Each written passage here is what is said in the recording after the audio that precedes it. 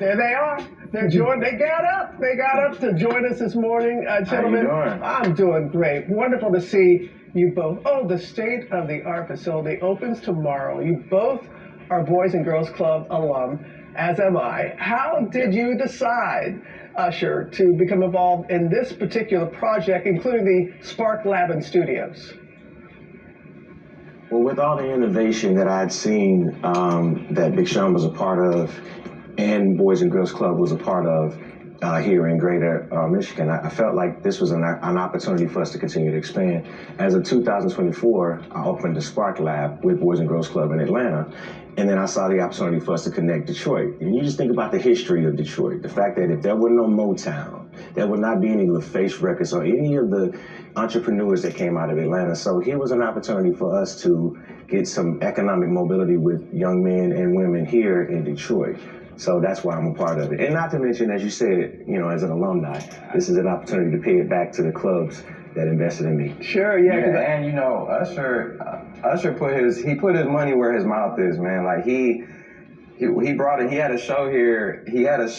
And he said he wanted to get involved with the kids and really be involved and just like step up. And he really did that. You know, he followed through. And somebody on his stature, his level of just who he is, he doesn't have to do that. He doesn't have to come to a city he's not from.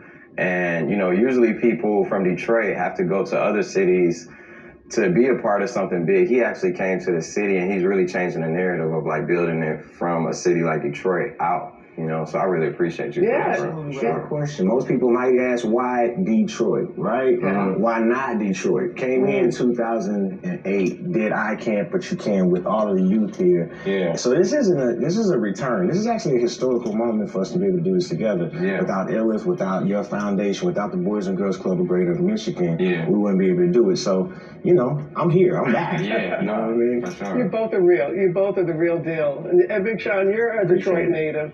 And you say the Boys and Girls Club, and your mom helped you get to where you are now. Yeah. You have already given so much back to the community. So what excited you about this particular project?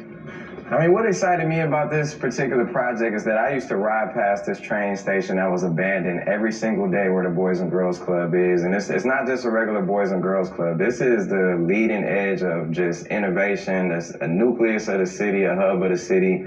And like you go from every part of this Boys and Girls Club, you got billion-dollar technology, multi-million-dollar businesses. You have StockX, you have our Spatial Lab Studios, you have all these things, and it's just all these collaborations, all of these incubators that everybody, these young adults, these kids, they can come through and really take over the world. You know, this is an opportunity that we didn't have growing up at all. So it's just exciting to be a part of it from that perspective, to see it actually come to fruition. I was here when they broke ground on rebuilding the train station, so you got to imagine, fast forward almost 10 years later, and it's crazy how fast 10 years go by. You know, you might not see on Usher, you know, he looked the same 10 years I'm ago. about to say, you know, a Big lot Sean. of us Yeah, I know. Must be all the roller skating or something that keeps him, you know, looking so good. But for a lot, you know, 10 years goes by fast. So let that be a lesson to everybody, especially, you know, the kids who got a lot of future ahead of them, that you invest 10 years, you could change not just your life, you could change so many lives at once. Yeah, you really can. And I have to say, the way that you all have gone about it, and you described a bit of it. Can you tell us what it was like for you, Usher, to meet the kids who will be using this facility? I felt like I was meeting myself at 8, even though our program starts to mentor youth at 14 and up. But I felt like I am talking to myself, and that opportunity that some person offered me by mentoring me as a kid led me here. So we are the example